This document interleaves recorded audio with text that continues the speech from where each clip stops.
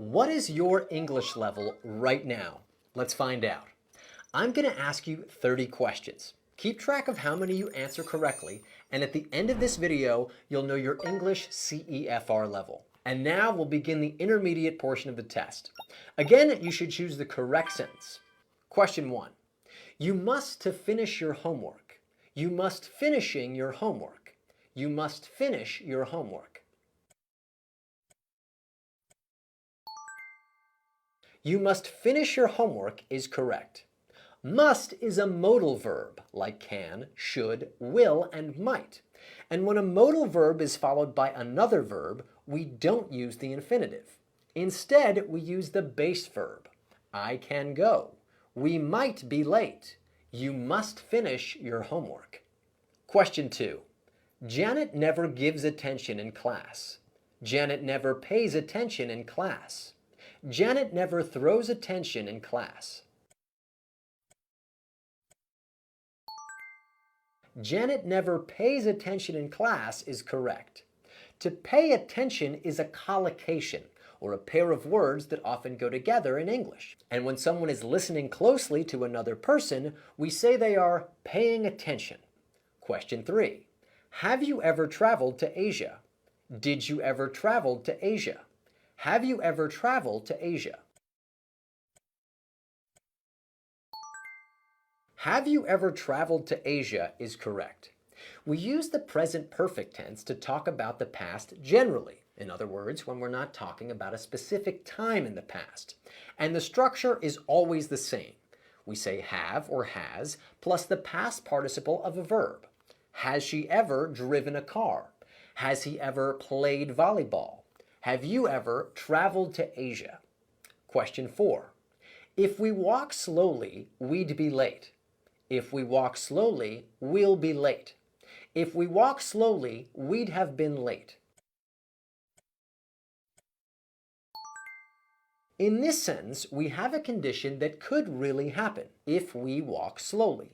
So we need to use the first conditional structure, which is if plus present simple tense followed by an outcome in the future tense. If she gets the job, she'll be happy.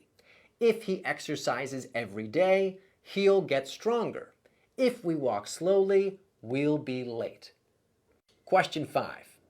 Anna speaks English more fluently than her brother. Anna speaks English fluenter than her brother. Anna speaks English more fluent than her brother.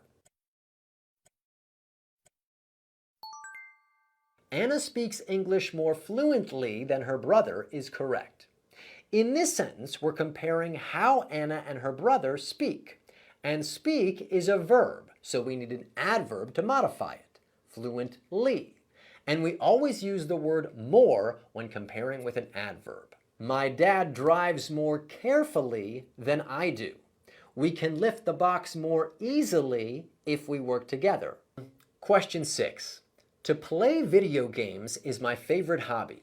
Playing video games is my favorite hobby. To playing video games is my favorite hobby. Playing video games is my favorite hobby is correct. When a verb is the subject of a sentence, we almost always use the ing form, or the gerund. Reading relaxes me. Traveling helps people understand the world. Playing video games is my favorite hobby. Question 7. My wife is practically a vegetarian.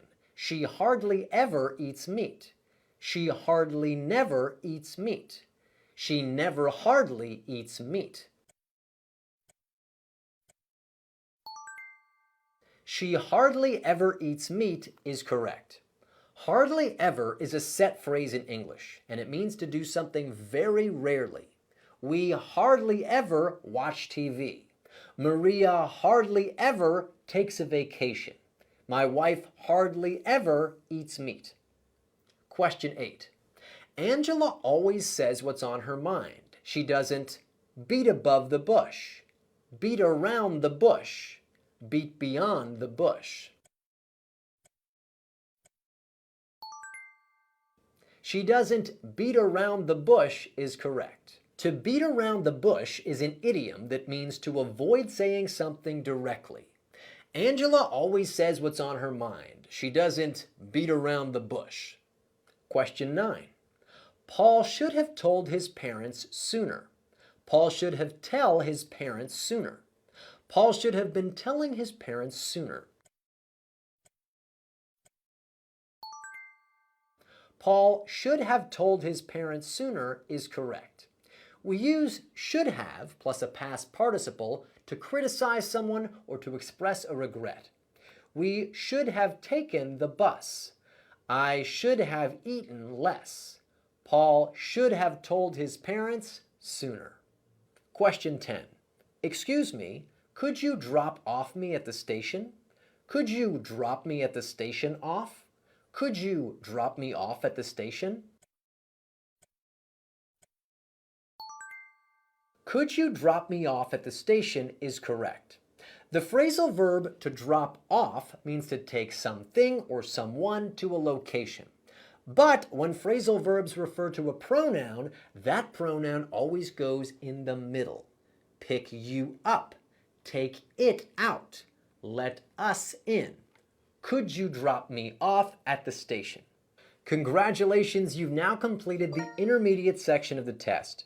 If you answered 7 or more of those questions correctly, your English is likely level B1. If you answered 9 or more correctly, you're probably level B2.